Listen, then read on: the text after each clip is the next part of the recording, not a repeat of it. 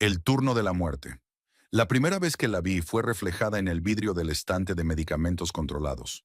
Un movimiento fugaz, una silueta encapuchada que desapareció cuando giré la cabeza. Lo atribuí al cansancio.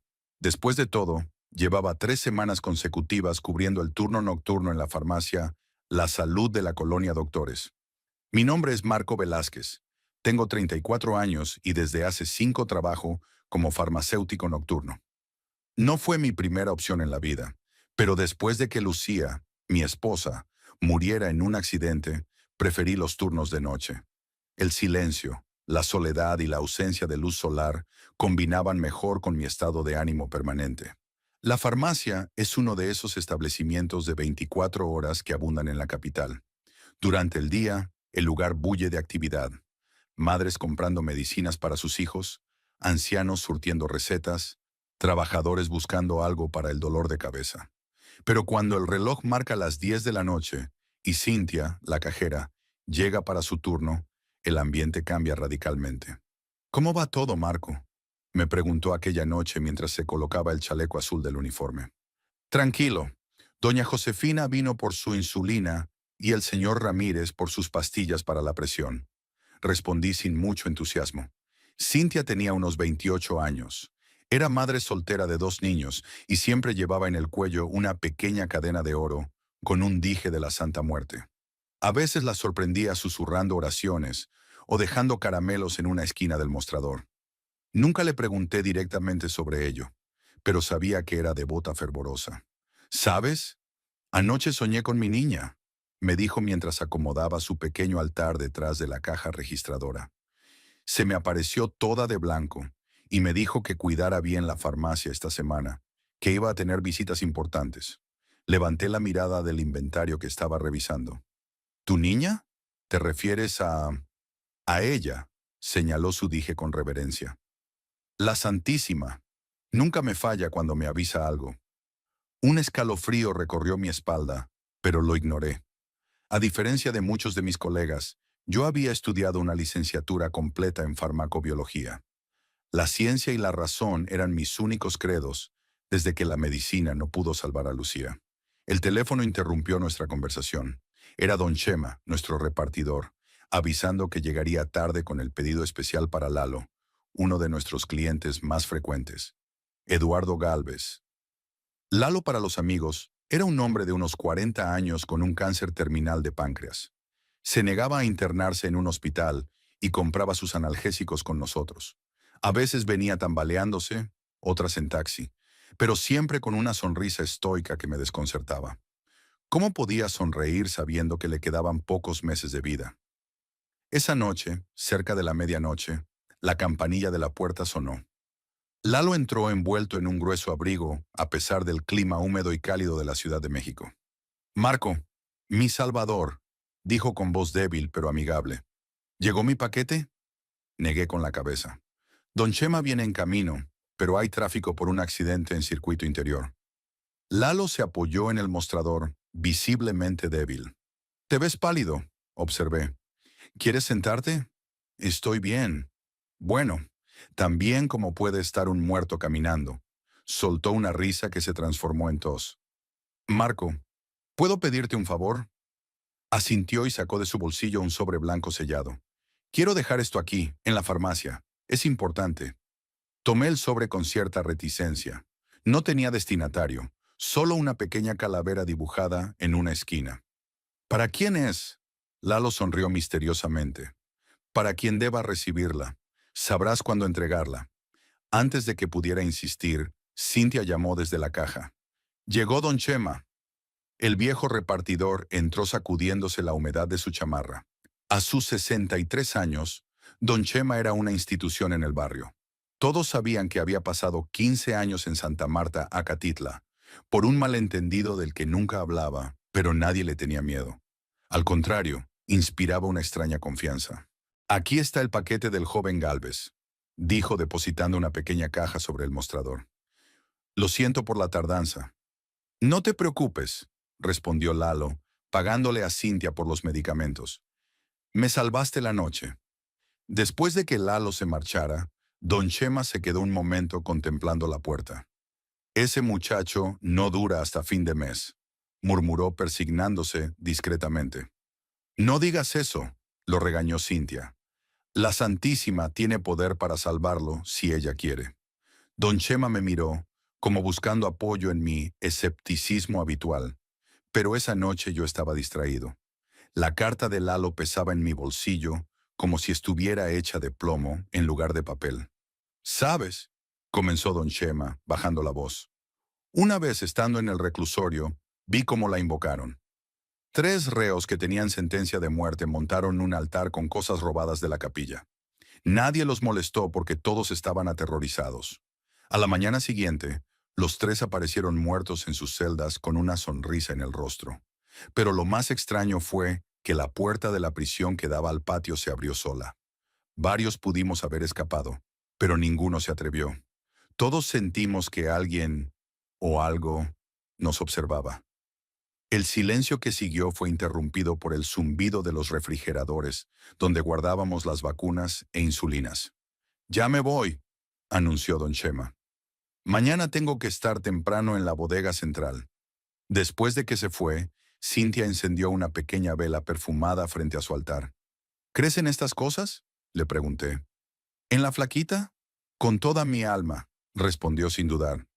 «Cuando mi niño menor estuvo a punto de morir por una neumonía, le prometí que trabajaría de noche si lo salvaba. Al día siguiente, la fiebre desapareció. Los médicos no se lo explicaban, pero yo sí. La noche avanzó lentamente. A las 3 de la madrugada, cuando Cintia salió a fumar un cigarrillo a la puerta, volvió pálida. «Marco, ¿hay alguien ahí afuera?». Me asomé, pero las calles húmedas y mal iluminadas de la Doctores estaban vacías. «No veo a nadie». Te juro que había una mujer con un vestido largo, parada en la esquina, mirando hacia acá. El resto de la noche transcurrió sin incidentes, pero no pude evitar notar que Cintia rezaba más que de costumbre. Cuando llegó mi reemplazo a las 7 de la mañana, estaba ansioso por irme a casa. Sin embargo, al llegar a mi pequeño departamento en la colonia obrera, no pude conciliar el sueño. La carta de Lalo seguía en mi bolsillo, intacta. La curiosidad pudo más que el respeto a la privacidad, y la abrí. A quien pueda interesarle, he hecho un trato. Mi vida a cambio de algo más valioso. Si estás leyendo esto, es porque ella ya me visitó. No temas, solo viene por lo que es suyo. Eduardo Gálvez. Estrujé la carta con una mezcla de confusión y malestar. ¿Un trato? ¿Con quién? La respuesta parecía obvia considerando el pequeño dibujo de calavera, pero mi mente racional se resistía. Esa tarde recibí una llamada de Andrea, la nueva supervisora regional de la cadena de farmacias. Quería reunirse conmigo antes de mi turno para discutir algunos eventos inusuales captados por las cámaras de seguridad. Mi estómago se contrajo. Andrea Dorantes era una mujer de unos 35 años, con gafas de montura gruesa y un aire de eficiencia implacable. Me esperaba en la pequeña oficina trasera de la farmacia cuando llegué. «Señor Velázquez, gracias por venir antes», dijo sin levantar la vista de su tablet. «Estoy revisando los registros de las cámaras y hay algunas anomalías». Giró la pantalla hacia mí. El video mostraba la farmacia vacía durante la madrugada. Las cámaras térmicas detectaban 2 puntos de calor. Cintia en la caja y yo organizando medicamentos en la trastienda. Pero había un tercer punto, uno frío, de color azul intenso, que se movía lentamente por los pasillos. «¿Puede explicarme esto?», preguntó Andrea. «Debe ser un error del equipo», respondí tratando de mantener la compostura. «Estas cámaras fallan constantemente con los cambios de temperatura». Andrea me miró con escepticismo. «También noté que el inventario muestra discrepancias. Faltan analgésicos potentes, precisamente los que receta el doctor Sánchez para pacientes terminales». Sentí un nudo en la garganta. Yo no había tomado nada, pero tampoco podía acusar a Cintia sin pruebas. «Revisaré personalmente el inventario esta noche», prometí. Andrea asintió, no del todo convencida. «Una cosa más, señor Velázquez. Varios empleados han solicitado traslado, alegando que esta sucursal les provoca malestar. Como hombre de ciencia, supongo que usted no cree en supersticiones». «Por supuesto que no». Mentí, recordando la silueta en el vidrio. Cuando Andrea se fue, revisé mi teléfono. Había 3 llamadas perdidas del hospital donde atendían a Lalo. Con un presentimiento ominoso, devolví la llamada. Hospital General, ¿en qué puedo ayudarle? Soy Marco Velázquez, farmacéutico. Recibí llamadas de ustedes. Un momento. Ah, sí. El doctor Méndez lo llamó porque aparece como contacto de emergencia del señor Eduardo Gálvez. ¿Contacto de emergencia? Yo nunca había autorizado eso. ¿Qué sucedió? El señor Gálvez fue encontrado esta mañana en su departamento. Lamentablemente falleció durante la noche. Sentí un escalofrío. ¿Causa de muerte?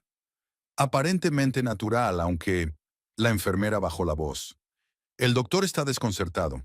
Los análisis muestran que el cáncer había desaparecido completamente de su cuerpo. Es como si hubiera muerto sano. Cuando colgué, mi mano temblaba. ¿El cáncer había desaparecido? ¿Un milagro a cambio de qué? Esa noche, Cintia no se presentó a trabajar. Después de varias llamadas sin respuesta, la supervisora Andrea me informó que tendría que cubrir solo el turno. Mañana enviaré a alguien de otra sucursal, dijo con fastidio. Esta farmacia tiene los índices más altos de ausentismo. Las horas pasaban lentamente. A medianoche la farmacia estaba completamente vacía, sin un solo cliente. El silencio era tan denso que podía escuchar el zumbido eléctrico de las luces fluorescentes sobre mi cabeza. Fue entonces cuando las luces comenzaron a parpadear. Al principio pensé que era un problema eléctrico común en esa zona de la ciudad, pero entonces noté que parpadeaban con un patrón, como si alguien estuviera manipulando el interruptor. 1, 2, 3, pausa. 1, 2, 3, pausa. El teléfono de la farmacia sonó, sobresaltándome. Lo levanté con cautela. Farmacia La Salud. Buenas no. Solo se escuchaba estática y de fondo, lo que parecía ser el sonido de una respiración trabajosa. ¿Hola? ¿Quién habla? La línea se cortó. En ese instante, todas las luces se apagaron, dejándome en completa oscuridad. Solo la tenue luz verdosa de la cruz de neón en la entrada proporcionaba un resplandor fantasmal. Busqué mi celular para usar la linterna. Al encenderla, el haz de luz reveló una figura de pie al final del pasillo principal. Era alta, vestida con una túnica oscura que parecía moverse, aunque no había corriente de aire. No podía ver su rostro, oculto bajo una capucha. ¿Quién anda ahí?, pregunté, mientras el pánico crecía en mi interior. Estamos cerrados. La figura no respondió, pero comenzó a avanzar lentamente hacia mí. Con cada paso, los frascos en los estantes tintineaban como si una vibración invisible recorriera la farmacia. Retrocedí hasta chocar con el mostrador. La figura se detuvo a unos metros de mí, y aunque no podía ver su rostro, sentí que me observaba.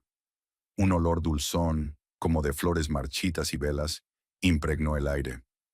¿Qué quieres?, susurré, aunque una parte de mí ya sabía la respuesta.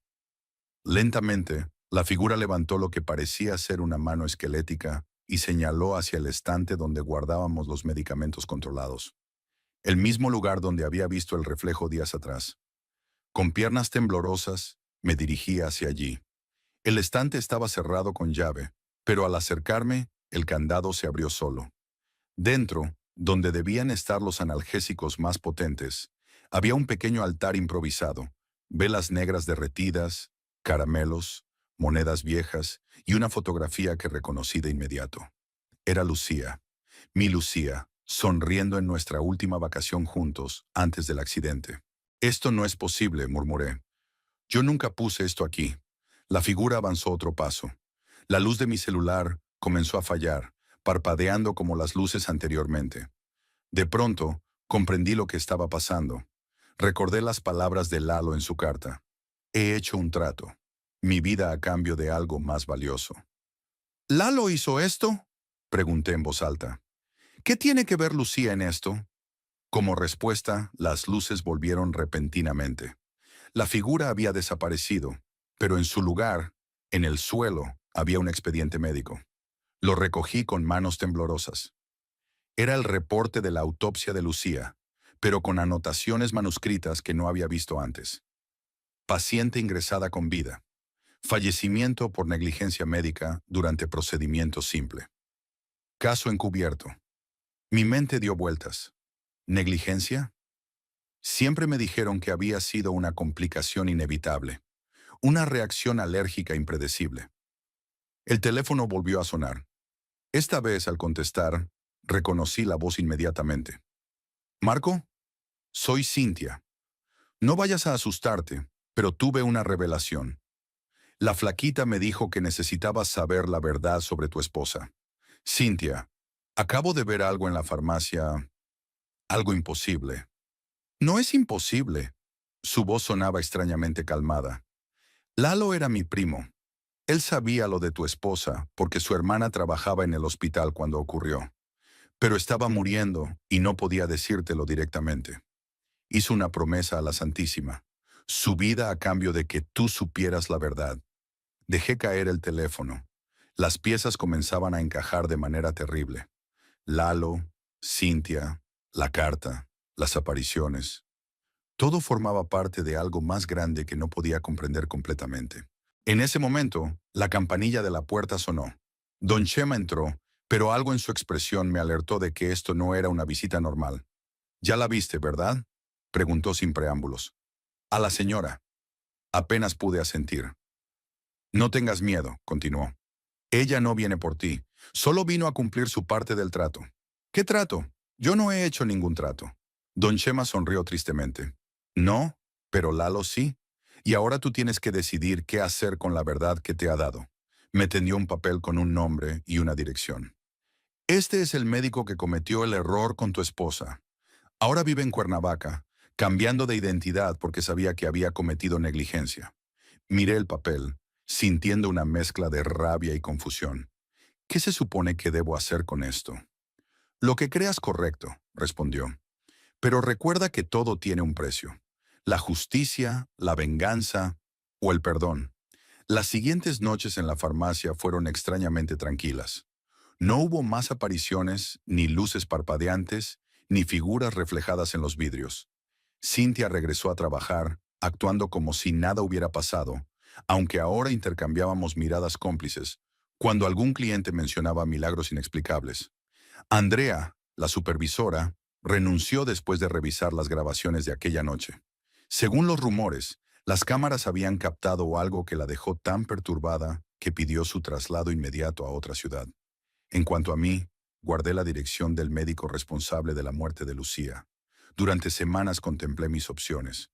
Podría denunciarlo, enfrentarlo, o algo peor que a veces me susurraba la rabia en las noches de insomnio. Una noche, mientras cerraba la farmacia, sentí una presencia familiar a mis espaldas. No me volteé. No era necesario. «No voy a hacerlo», dije en voz alta. «No voy a buscar venganza». El aire se tornó frío, y por un instante creí escuchar un suspiro de decepción.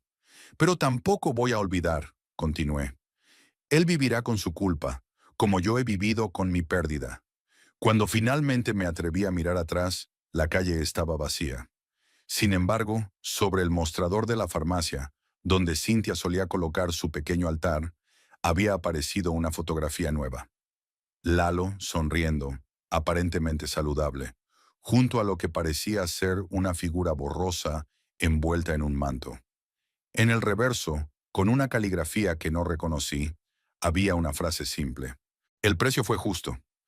Nunca he contado esta historia a nadie más que a ti. Muchos en el barrio sospechan que algo extraño ocurre en el turno nocturno de la farmacia La Salud en la colonia Doctores. Los rumores hablan de curaciones milagrosas, de recetas que aparecen misteriosamente para quienes más las necesitan, de una presencia protectora que acude cuando la desesperación es más grande. Yo sigo trabajando allí, observando, esperando. Cada noche, antes de comenzar mi turno, dejo un caramelo en la esquina del mostrador. No como ofrenda, me digo a mí mismo, sino como agradecimiento, porque ahora sé que hay lugares donde lo espiritual y lo macabro convergen, donde la línea entre la vida y la muerte se desdibuja, y la farmacia de la colonia Doctores es uno de ellos. Si alguna vez pasas por ahí durante la madrugada y ves las luces parpadear con un patrón peculiar, no te asustes. Podría ser un problema eléctrico común en esta zona de la ciudad. O podría ser que ella esté de visita, cobrando una deuda o concediendo un milagro. La fórmula del milagro. Dicen que la muerte es solo el principio. No lo creía hasta que empecé a trabajar en la farmacia El Alivio, un pequeño local enclavado en una casona colonial del centro histórico de San Luis Potosí. Mi nombre es Eric Ramírez, tengo 26 años y hasta hace poco me consideraba un hombre de ciencia.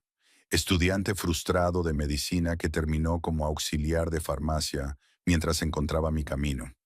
Un ateo confeso en una ciudad donde las iglesias superan en número a las escuelas. Nunca imaginé que en este lugar, entre estanterías polvorientas y frascos antiguos, descubriría algo que desafiaría todo lo que creía saber sobre la vida y la muerte. El tintineo de la campanilla anunció mi llegada aquella mañana lluviosa de mayo. Las gotas golpeaban con fuerza los cristales de la fachada, creando un manto acuoso que distorsionaba la vista hacia la calle empedrada.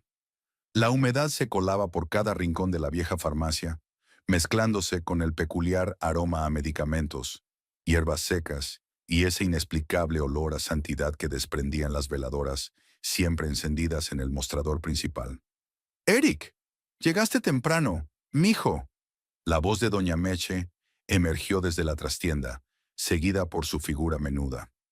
A sus 68 años, Mercedes Ortega seguía siendo una mujer enérgica, aunque sus manos ya mostraban las señales inequívocas del paso del tiempo, y su cabello canoso siempre permanecía recogido en un pulcro moño. «Buenos días, doña Meche. Con esta lluvia preferí salir antes de que se inundaran las calles». La anciana asintió mientras limpiaba sus gafas con el borde de su delantal blanco inmaculado. Por la forma en que sus ojos se desviaban constantemente hacia el pequeño altar oculto tras el mostrador, supe que algo la inquietaba. «¿Todo bien?», pregunté mientras colgaba mi chaqueta empapada. «Sí, mijo. Solo que anoche tuve un sueño muy extraño», respondió, ajustándose las gafas. «La Santísima vino a visitarme». Contuve un suspiro.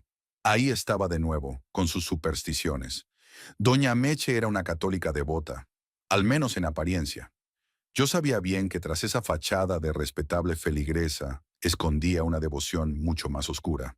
En más de una ocasión la había sorprendido murmurando oraciones que no aparecían en ningún misal, frente a una pequeña figura esquelética, vestida con túnica púrpura, que guardaba celosamente en un cajón bajo llave.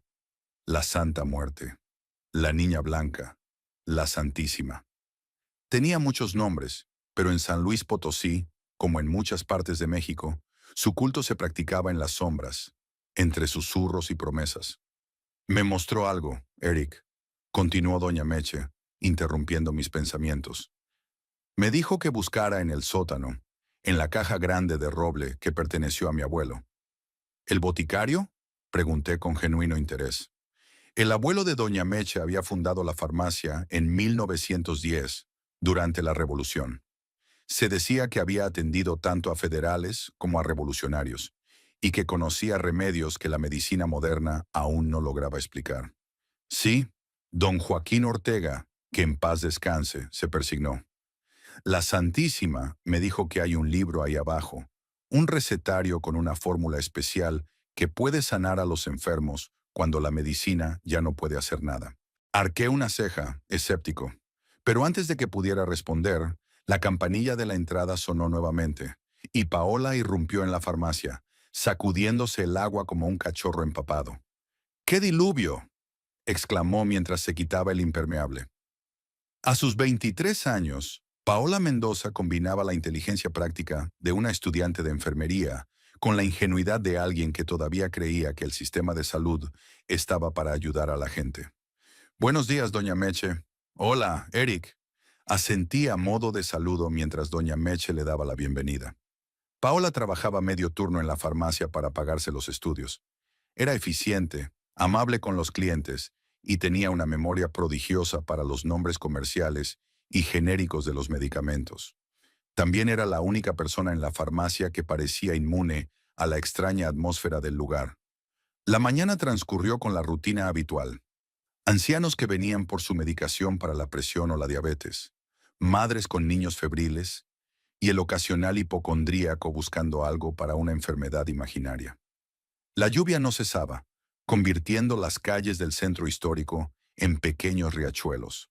El agua arrastraba colillas de cigarros, envoltorios de dulces y, ocasionalmente, alguna flor desprendida de las ofrendas en las iglesias cercanas. Cerca del mediodía, mientras reorganizaba el inventario de antibióticos, escuché a doña Meche llamarme desde la trastienda. Su voz tenía un tono extraño, mezcla de excitación y temor reverencial. «Eric, ven, lo encontré». Dejé las cajas a medio ordenar y me dirigí hacia la parte trasera de la farmacia. Una estrecha escalera de madera descendía hacia el sótano, iluminado apenas por un foco desnudo que proyectaba sombras fantasmales sobre las paredes de cantera. El aire allí abajo era denso, cargado de humedad y ese olor inconfundible a papel viejo y plantas secas. Doña Meche estaba arrodillada junto a un baúl de madera tallada. La tapa estaba abierta, revelando su contenido. Frascos antiguos de boticario, morteros de piedra desgastados por el uso, y varios cuadernos encuadernados en piel. Pero lo que sostenía entre sus manos temblorosas era un libro diferente, más delgado, con tapas de cuero negro y un extraño símbolo grabado en la portada. Me acerqué, intrigado a mi pesar. «¿Qué es eso?» «El recetario de mi abuelo», respondió, pasando los dedos por el símbolo con reverencia. «Pero hay algo más aquí. Mira». Abrió el libro y pasó varias páginas llenas de fórmulas galénicas hasta detenerse en una sección marcada por una cinta roja descolorida. La página mostraba una caligrafía diferente, más estilizada y antigua que el resto del contenido. En la parte superior, con tinta que alguna vez debió ser roja, pero ahora lucía marrón oxidado, se leía: «Fórmula del milagro, solo para cuando la medicina falla y la fe persiste». «Esto es lo que me mostró en el sueño», susurró doña Meche. «Esta es la receta que puede salvar vidas cuando ya no hay esperanza». Estudié la página con escepticismo creciente. La fórmula contenía elementos reconocibles como extractos de plantas medicinales, pero también ingredientes inquietantes. 3 gotas de sangre del solicitante, agua bendecida bajo luna llena, polvo de hueso consagrado. En las indicaciones, una advertencia escrita con letras más pequeñas y apretadas. Por cada vida salvada, una deberá marcharse. El equilibrio debe mantenerse. Doña Meche, esto parece... Busqué la palabra adecuada. Brujería, no medicina. La anciana cerró el libro con delicadeza y me miró con una intensidad que nunca antes había visto en sus ojos. «A veces, mijo, cuando la ciencia abandona a las personas, solo queda la fe. Y la fe puede manifestarse de formas que no siempre entendemos». Un escalofrío me recorrió la columna vertebral, pero lo atribuí al frío húmedo del sótano y no a las palabras de la mujer. «Deberíamos volver arriba», sugerí. «Paola no puede atender sola con tanta gente buscando refugio de la lluvia». Doña Mecha sintió, pero guardó el libro bajo su delantal en lugar de devolverlo al baúl. Mientras subíamos las escaleras, no pude evitar la sensación de que algo fundamental había cambiado en la atmósfera de la farmacia. Como si las paredes centenarias contuvieran ahora un secreto más, un susurro adicional entre los muchos que ya albergaban. La lluvia continuó durante 3 días sin tregua, como si el cielo mismo quisiera limpiar la ciudad de algún pecado invisible. Las calles del centro histórico permanecían semivacías, con solo los más valientes o desesperados aventurándose entre los charcos traicioneros y las goteras que caían desde los aleros coloniales. La farmacia, sin embargo, mantenía un flujo constante de clientes. Era un refugio no solo de la lluvia, sino también de las dolencias que el clima húmedo exacerbaba: artritis, resfriados, infecciones respiratorias. Entre cliente y cliente, notaba que doña Meche pasaba cada vez más tiempo en la trastienda, donde había instalado una pequeña mesa de trabajo junto a la cocineta que usábamos para preparar café. Fue al cuarto día cuando apareció por primera vez Bruno. No supe su nombre hasta mucho después, pero su presencia fue imposible de ignorar. Alto, delgado hasta rayar en lo esquelético, siempre vestido de negro con un medallón de plata asomando bajo el cuello de su camisa. Entró en la farmacia como una sombra, casi sin hacer sonar la campanilla, y se dirigió directamente al mostrador donde atendía Paola. «Buenas tardes». Su voz era sorprendentemente grave y melodiosa. «Busco a la señora Mercedes». Paola me miró, insegura, pero antes de que pudiera responder, doña Meche emergió de la trastienda como si hubiera estado esperando esta visita. Bruno, dijo con un tono que mezclaba respeto y familiaridad. Pasa atrás, por favor. El hombre inclinó levemente la cabeza y siguió a doña Meche. Mientras desaparecían tras la cortina que separaba la farmacia de la trastienda, Paola se acercó a mí. ¿Quién es ese tipo?, preguntó en un susurro. Parece salido de una película de vampiros. Me encogí de hombros, aunque la curiosidad me carcomía. Ni idea. Primera vez que lo veo. Durante la siguiente hora, intenté concentrarme en mi trabajo, pero mi atención volvía constantemente hacia la trastienda. Cuando finalmente salieron, Bruno llevaba una pequeña bolsa de papel marrón que guardó cuidadosamente en el bolsillo interior de su abrigo. Antes de marcharse, sus ojos se cruzaron con los míos. Eran de un color ámbar inusual, casi dorados bajo la luz mortecina de la farmacia. Gracias, doña Meche, dijo, y luego, sorprendentemente, se dirigió a mí. Pronto entenderás, joven escéptico. Se marchó dejando tras de sí un leve aroma a incienso y algo más que no pude identificar. Cuando la puerta se cerró, me volví hacia doña Meche con una pregunta silenciosa en mi rostro. Cliente antiguo, explicó escuetamente. ¿De cuándo mi padre atendía la farmacia? La respuesta solo multiplicó mis dudas. Bruno no aparentaba más de 40 años, y el padre de doña Meche había fallecido hace más de 3 décadas. Esa noche, al cerrar la farmacia, intenté hablar con ella.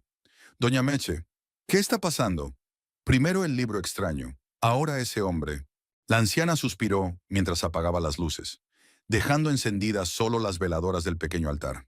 Hay cosas, Eric, que no se pueden explicar con tu ciencia. A veces la fe necesita un empujón, un vehículo, y a veces ese vehículo toma formas que pueden parecer oscuras.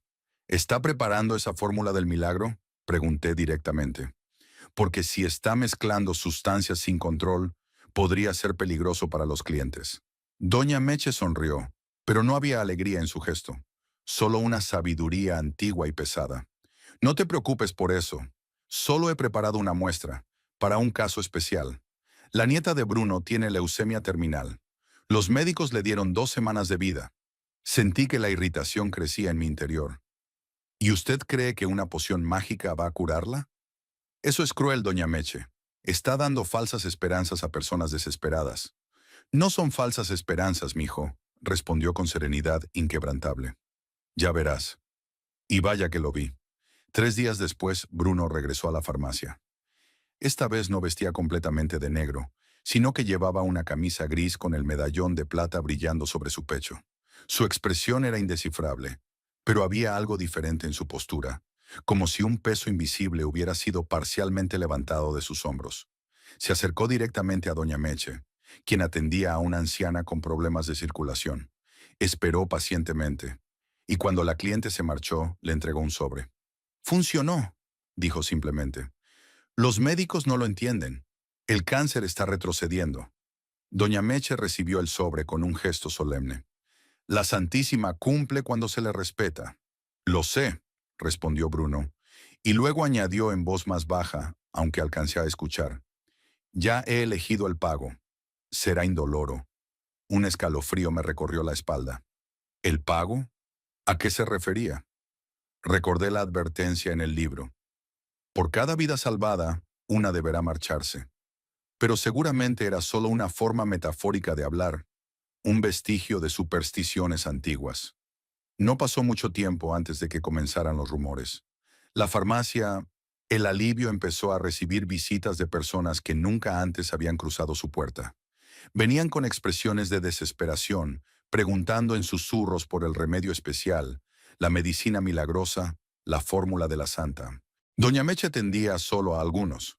Los evaluaba con la mirada experta de quien ha visto suficiente dolor para reconocer el genuino, y luego los hacía pasar a la trastienda. Paola y yo nos intercambiábamos miradas confusas, pero ninguno se atrevía a preguntar directamente. Fue Paola quien me mostró el periódico una semana después. «Mira esto», dijo, señalando una pequeña nota en la sección local. «La nieta de ese tipo raro, Bruno Salgado. Dice que los médicos están desconcertados por su recuperación inexplicable». La nota era breve pero clara. Lucía Salgado, de 9 años, Había sido dada de alta del Hospital Central tras mostrar una remisión completa de leucemia mieloide aguda, un tipo particularmente agresivo de cáncer sanguíneo. Los médicos calificaban el caso como excepcional y sin precedentes en la literatura médica local. Coincidencias, murmuré, aunque la inquietud empezaba a hacer mella en mi escepticismo.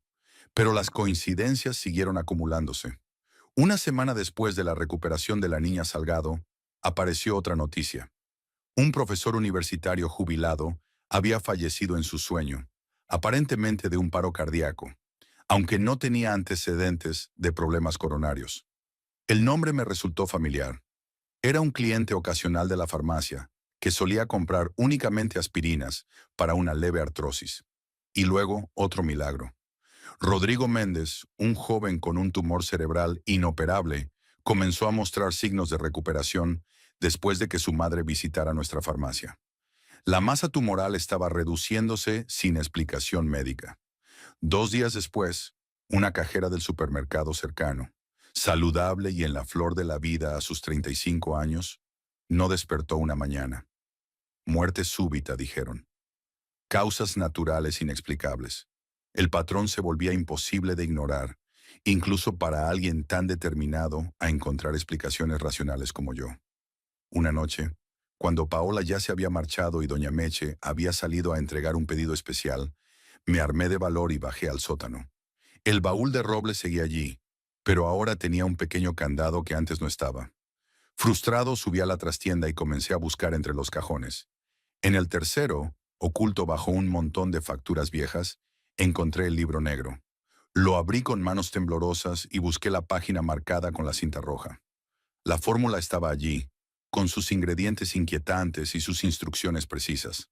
Pero ahora me concentré en la advertencia al final, que antes había pasado por alto. Por cada vida salvada, una deberá marcharse. El equilibrio debe mantenerse. El solicitante designará al tributo voluntario, o la Santísima elegirá según su voluntad. Las almas inocentes tienen mayor valor en el intercambio. Un sudor frío me empapó la frente mientras las piezas encajaban en mi mente. No era coincidencia. Cada persona que mejoraba milagrosamente estaba conectada con otra que fallecía sin explicación aparente. Era un intercambio, un terrible comercio de vidas humanas. Seguí leyendo, ahora con horror creciente. La fórmula requiere renovación cada luna llena. Se mezclarán los ingredientes básicos con una gota de sangre del beneficiario y 3 del tributante. Si el tributo es voluntario, la muerte será dulce. Si es elegido por la Santísima, el paso será según sus pecados. Estaba tan absorto que no escuché la puerta abrirse. La voz de doña Meche me sobresaltó. Sabía que tu curiosidad te llevaría a esto, mijo. Me volví con el libro aún en las manos. ¿Qué está haciendo, doña Meche? Esto... esto es asesinato. La anciana negó suavemente con la cabeza mientras se acercaba. No parecía enojada, solo resignada, como quien debe explicar una verdad compleja a un niño obstinado. No es asesinato, Eric. Es balance. Es la ley más antigua del universo. Nada se crea ni se destruye, solo se transforma. Para que alguien viva más allá de su tiempo designado, otro debe ceder su espacio. Pero usted no puede decidir quién vive y quién muere, protesté sintiendo que la realidad se desdibujaba a mi alrededor. Yo no decido, respondió con calma. Los solicitantes lo hacen. Ellos traen el nombre del tributante voluntario, alguien que ha decidido sacrificarse por amor.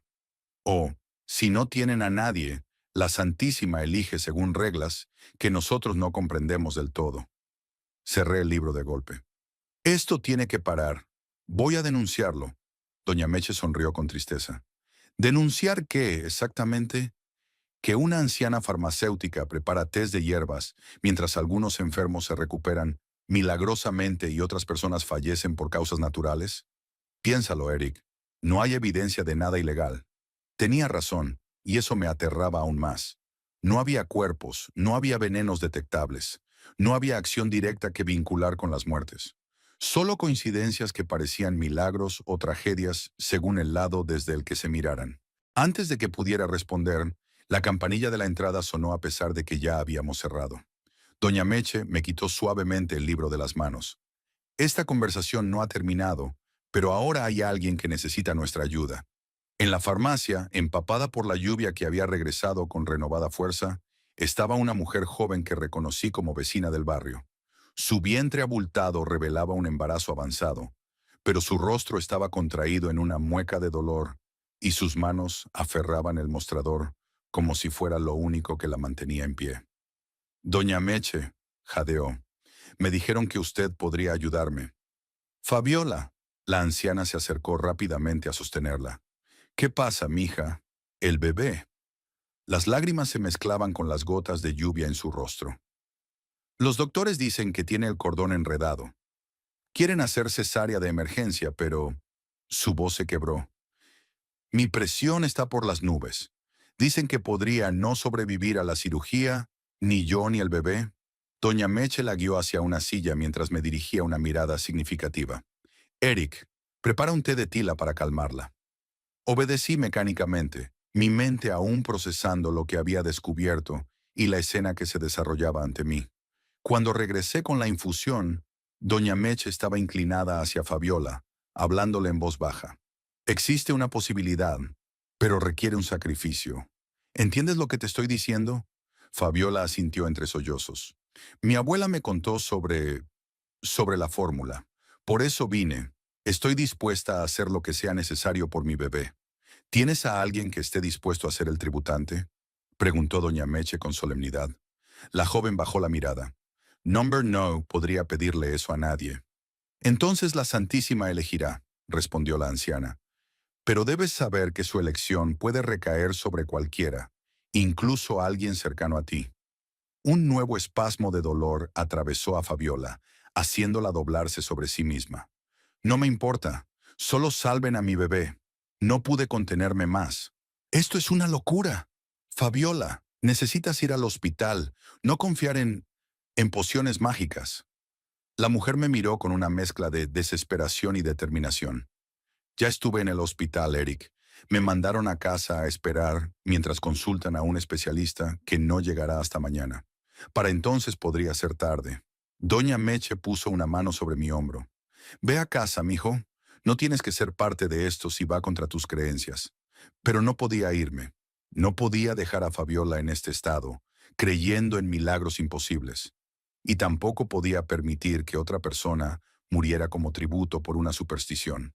Me quedo, dije firmemente. Pero hagamos las cosas bien. Llamemos a una ambulancia mientras usted prepara lo que crea necesario. Doña Meche asintió, sorprendentemente accediendo a mi sugerencia. Llama. Mientras tanto, Fabiola y yo nos encargaremos de la otra parte. Marqué el número de emergencias, mientras las dos mujeres desaparecían en la trastienda. La operadora me aseguró que una ambulancia llegaría en 15 minutos, pero con la lluvia torrencial y las calles del centro histórico parcialmente inundadas, sabía que tardaría más. Cuando colgué, me debatí internamente. Una parte de mí quería irrumpir en la trastienda y detener cualquier ritual absurdo que estuvieran realizando. Otra parte, una que nunca había reconocido antes, se preguntaba, ¿y si funciona? ¿Y si existe algo más allá de lo que mi ciencia puede explicar? Los minutos se arrastraban con una lentitud agonizante. Los gemidos de dolor de Fabiola se filtraban a través de la cortina, mezclados con los murmullos rítmicos de doña Meche. Afuera, la lluvia azotaba los cristales como si quisiera entrar y arrastrarnos a todos. Finalmente, escuché las sirenas a lo lejos. La ambulancia se acercaba. Me dirigí a la trastienda para informarles. Lo que vi me dejó paralizado en el umbral. Fabiola estaba recostada en un catre que normalmente usábamos para descansar durante los turnos largos. Su rostro, antes contraído por el dolor, ahora lucía sereno. Doña Meche sostenía un pequeño frasco con un líquido rojizo del que quedaban apenas unas gotas. «Ya viene la ambulancia», anuncié, incapaz de quitar los ojos del frasco. Doña Meche asintió. «Bien, la llevarán al hospital y todo saldrá perfectamente». «¿Qué le dio?», exigí saber. «Lo que necesitaba», respondió simplemente. Fabiola abrió los ojos, sorprendentemente lúcidos. «El dolor ha disminuido, Eric. Y el bebé...» Lo siento moverse de nuevo. Es como si el cordón se hubiera desenredado. No tuve tiempo de responder. Las luces de la ambulancia iluminaron el interior de la farmacia con destellos rojos y azules, y segundos después los paramédicos entraban apresurados. Evaluaron rápidamente a Fabiola, sorprendiéndose ante sus signos vitales estables. Su presión está casi normal, comentó uno de ellos confundido. El reporte decía hipertensión severa. Les dije que se sentía mejor, intervine, evitando mirar a doña Meche. Mientras preparaban a Fabiola para trasladarla, la joven tomó mi mano con sorprendente fuerza. Gracias, Eric.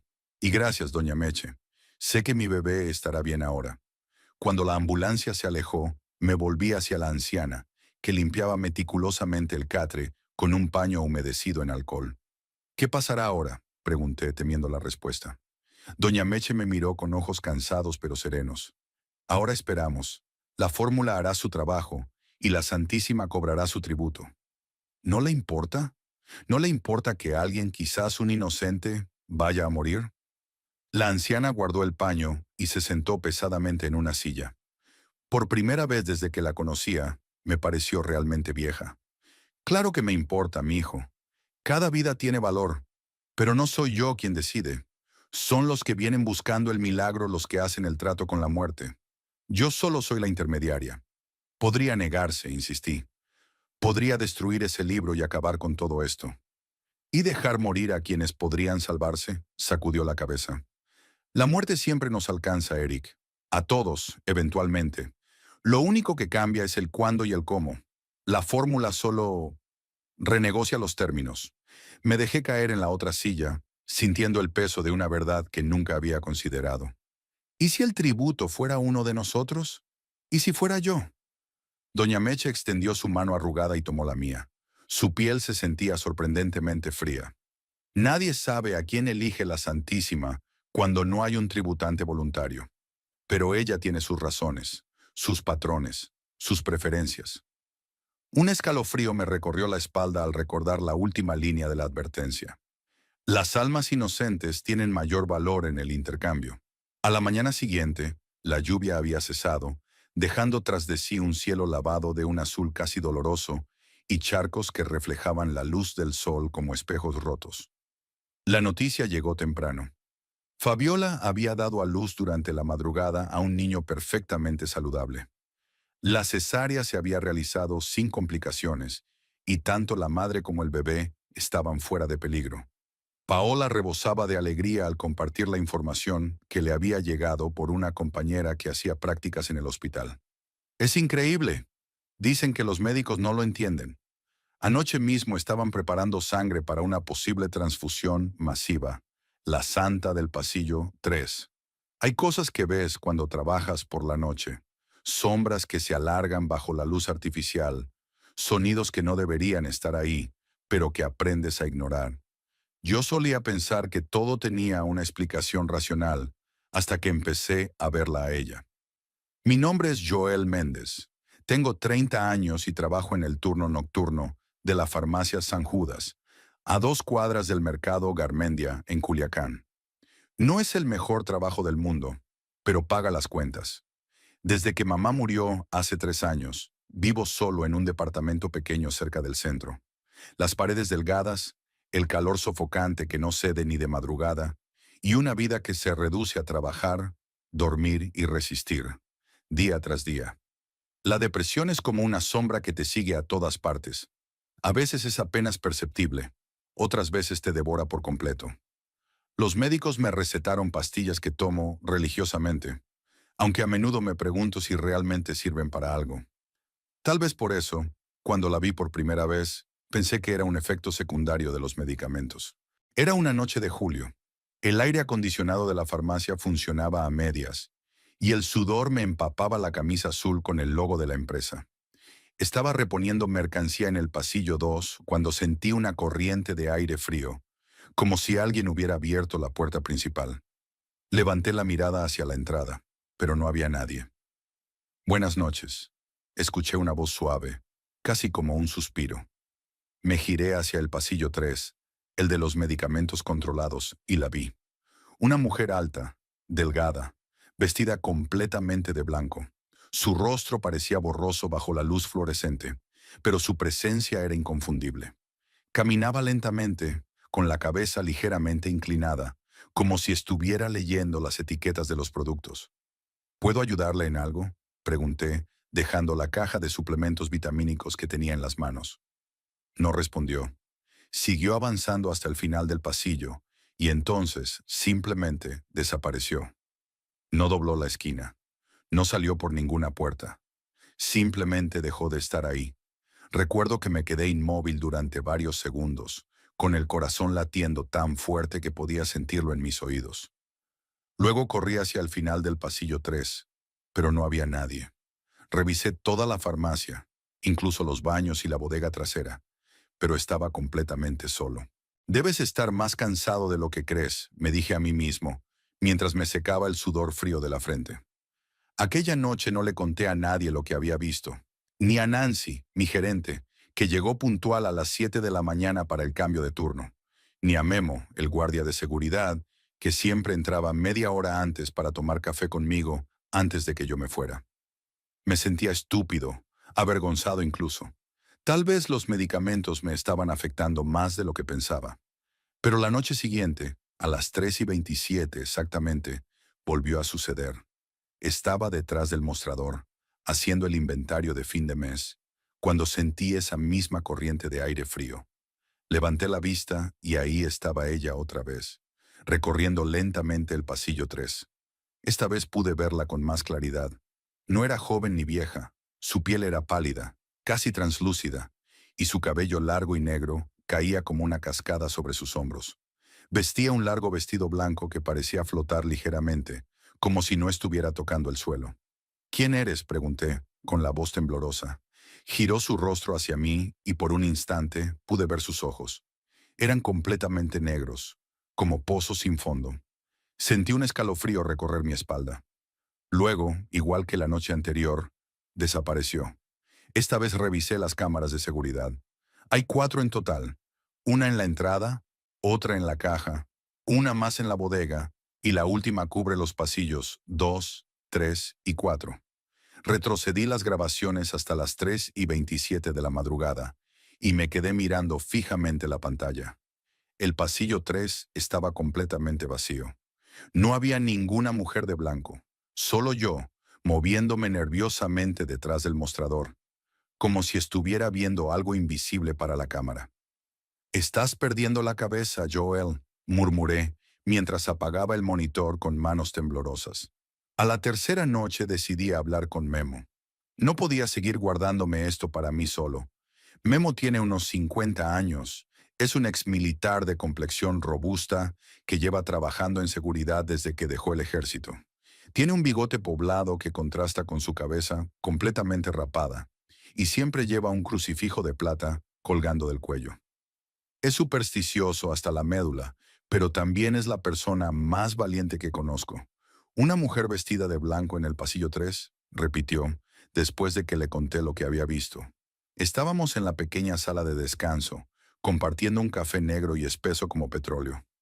«¿A las 3:27 exactamente?», asentí, esperando que se riera de mí, que me dijera que necesitaba dormir más o tomar menos medicamentos. Pero en lugar de eso, se quedó en silencio, mirando fijamente su taza. «Sabes que ese pasillo está maldito, ¿verdad?», dijo finalmente, bajando la voz como si temiera que alguien nos escuchara. «¿De qué hablas? Hace 5 años, antes de que tú empezaras a trabajar aquí, hubo un incidente. Una empleada llamada Mariana Osorio murió en ese pasillo. Sentí cómo se me helaba la sangre». «¿Murió? ¿Cómo?». Memo se inclinó hacia adelante. «La historia oficial es que tuvo un infarto. Pero yo estaba ahí esa noche, Joel. La encontré tirada en el suelo, con los ojos abiertos de par en par y la boca torcida en un gesto de terror absoluto. No fue un infarto lo que mató a Mariana. Entonces, ¿qué fue? No lo sé exactamente, pero antes de morir, llevaba días diciendo que alguien la observaba durante su turno, que sentía una presencia en la farmacia. Nadie le creyó, pensaron que estaba paranoica». Memo bajó aún más la voz. «La noche que murió, las cámaras de seguridad captaron algo extraño. una especie de sombra blanca que se movía por el pasillo 3, justo antes de que Mariana cayera al suelo. ¿Y por qué nadie habla de esto?, pregunté, sintiendo cómo un nudo se formaba en mi garganta. La empresa lo encubrió todo. Borraron las grabaciones, sobornaron al forense, hicieron lo que fuera necesario para evitar un escándalo. Pero los que estábamos ahí esa noche, sabemos lo que vimos. Me quedé en silencio, procesando lo que acababa de escuchar. Parte de mí quería creer que Memo estaba exagerando, que su tendencia a lo sobrenatural le hacía ver conspiraciones donde solo había coincidencias. Pero otra parte, la que había visto a esa mujer desvanecerse en el aire, sabía que estaba diciendo la verdad. ¿Crees que es ella?, pregunté finalmente. ¿El espíritu de Mariana? Memo negó con la cabeza. No creo que sea Mariana. Creo que es lo que la mató a ella. Y ahora te ha visto a ti. Esa noche no pude dormir. Las palabras de Memo resonaban en mi cabeza como un eco interminable. Cuando finalmente logré conciliar el sueño, soñé con el pasillo 3. En mi sueño estaba de pie en medio del pasillo, completamente inmóvil. Las luces parpadeaban, encendiéndose y apagándose rítmicamente. Y con cada destello, la mujer de blanco estaba un paso más cerca de mí. Cuando por fin estuvo frente a mí, extendió una mano huesuda y tocó mi mejilla con dedos fríos como el hielo.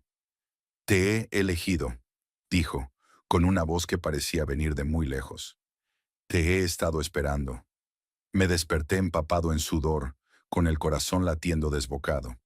Mi pequeño apartamento parecía más sofocante que nunca, y el calor de Culiacán se colaba por las ventanas abiertas, como una manta húmeda y pesada. Durante los días siguientes, mi vida se convirtió en una espera constante. Cada noche, a las 3:27 exactamente, ella aparecía en el pasillo 3. A veces solo la veía de reojo, una figura pálida al borde de mi visión. Otras veces se quedaba quieta, observándome fijamente con esos ojos negros e insondables. Nunca hablaba, nunca se acercaba demasiado, pero su presencia era cada vez más fuerte, más real. Empecé a notar cosas extrañas. Los frascos de medicamentos se movían solos, reorganizándose en patrones que parecían mensajes en un código que no podía descifrar.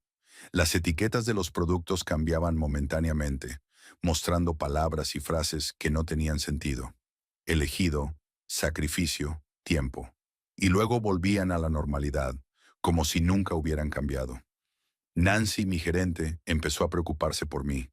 Una mujer práctica y racional, de unos 40 años, con el pelo siempre recogido en un moño apretado y los ojos escondidos detrás de unas gafas de montura metálica. Una mañana después de mi turno, me llamó a su oficina. «Joel, ¿estás bien?», preguntó, mirándome con preocupación genuina. «Últimamente te veo muy alterado, como si no durmieras bien». «Estoy bien, Nancy», mentí, evitando su mirada. «Solo es el calor y el cansancio. Los otros empleados dicen que hablas solo durante tu turno, que te quedas mirando fijamente el pasillo 3 durante minutos enteros». No supe qué responder. ¿Cómo podía explicarle lo que estaba viendo sin que pensara que me había vuelto loco? «Es solo el estrés», dije finalmente. «Han sido unos meses difíciles, ya sabes». Nancy no pareció muy convencida, pero no insistió. Antes de irme, sin embargo, me detuvo en la puerta. «Joel, si necesitas ayuda, por favor, dímelo. Puedo recomendarte un buen psicólogo o incluso cambiarte de turno si lo prefieres». Asentí, agradecido por su preocupación, pero sabía que ningún psicólogo podría ayudarme con lo que estaba experimentando. Y cambiar de turno significaría que alguien más tendría que enfrentarse a la presencia del pasillo 3. No podía hacerle eso a nadie. Fue durante esa semana cuando conocí a Luz Helena, una anciana pequeña y encorvada de unos 80 años, que empezó a venir a la farmacia todas las noches alrededor de las 2 de la madrugada.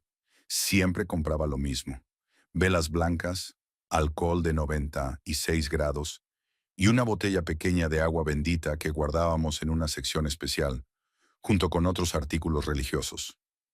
«¿Para qué son las velas?», le pregunté una noche, mientras empacaba sus compras. «Para mi altar, jovencito», respondió con una sonrisa que reveló una dentadura incompleta. «¿Para la Santísima? ¿La Virgen?», Pregunté curioso. Luz Helena soltó una risita y negó con la cabeza. No, hijo. La Santa Muerte. La que viene por todos nosotros, tarde o temprano. Sentí un escalofrío recorrer mi espalda. ¿Usted le reza a la muerte? Le rezo a la Santa, corrigió, con un tono suave pero firme. Ella protege a los desamparados, a los olvidados, a los que ya nadie más escucha. Es justa y misericordiosa, a su manera. Nunca había sido particularmente religioso.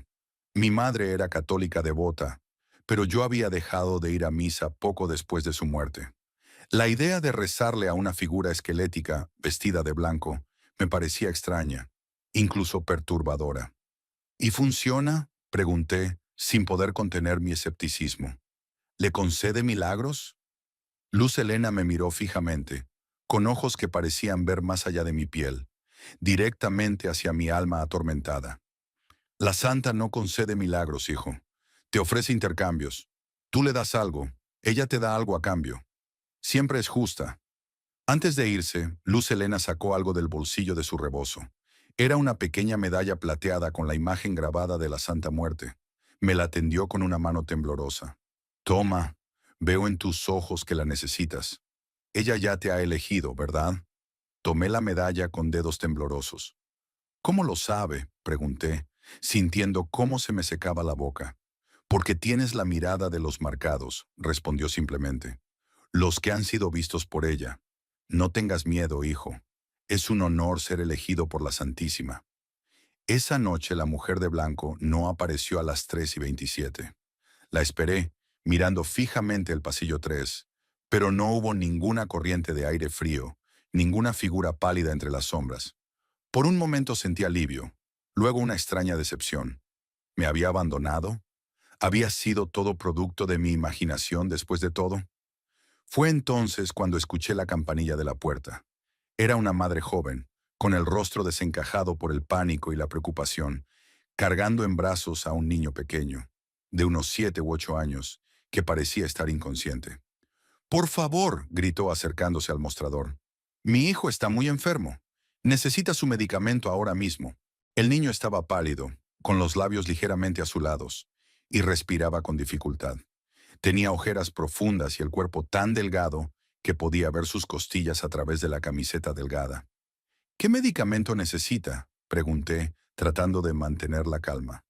«Está en el pasillo 3», dijo la mujer, con lágrimas en los ojos. «Es para su corazón.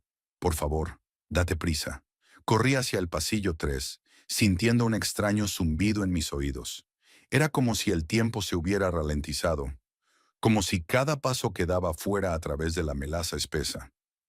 Cuando llegué al pasillo, las luces empezaron a parpadear, exactamente como en mi sueño. Y entonces la vi. La mujer de blanco estaba al final del pasillo, con una mano extendida hacia mí. No sentí miedo esta vez, solo una extraña sensación de inevitabilidad, como si todo en mi vida me hubiera estado preparando para este momento. «Te he elegido», dijo, y su voz era como el crujido de hojas secas. «Para un intercambio». «¿Qué tipo de intercambio?», pregunté, dando un paso hacia ella. «Una vida por otra vida. Es justo». Entendí entonces, con una claridad que me dejó sin aliento. El niño necesitaba un trasplante. Su corazón estaba fallando, y no había donantes compatibles. La Santa Muerte me estaba ofreciendo un trato. Mi vida por la del niño. «¿Por qué yo?», pregunté, sintiendo cómo las lágrimas empezaban a correr por mis mejillas. «Porque tú ya estás medio muerto, Joel», respondió, y por primera vez su voz sonó casi amable. «Has estado muriendo desde que perdiste a tu madre. Cada día, cada noche en este lugar, cada pastilla que tomas. Pequeñas muertes que te acercan a mí. Pero este niño, Iván, él quiere vivir, tiene una vida por delante. ¿Cómo puedo saber que cumplirás tu parte?», pregunté, dando otro paso hacia ella. «Yo siempre cumplo mis promesas», dijo, y pude ver su rostro con claridad por primera vez. No era un cráneo descarnado como imaginaba a la Santa Muerte, sino un rostro humano, hermoso incluso, pero con una palidez que hablaba de eternidad. «Es tu decisión, Joel. Libre albedrío. Siempre hay una elección. Pensé en mi vida vacía, en los días que se sucedían uno tras otro sin propósito ni alegría. Pensé en mi madre, en cómo la luz había abandonado sus ojos mientras sostenía su mano en la cama del hospital. Pensé en Iván, un niño que ni siquiera conocía, pero que merecía una oportunidad que yo ya había desperdiciado. Acepto, dije, casi en un susurro. La santa sonrió, y fue la sonrisa más triste y hermosa que había visto jamás. Extendió su mano hacia mí, y cuando la tomé, sentí como un frío intenso se extendía desde mis dedos hacia todo mi cuerpo. Mis piernas cedieron, y caí de rodillas en el suelo de la farmacia. Gracias, escuché que decía, mientras la oscuridad empezaba a envolverme.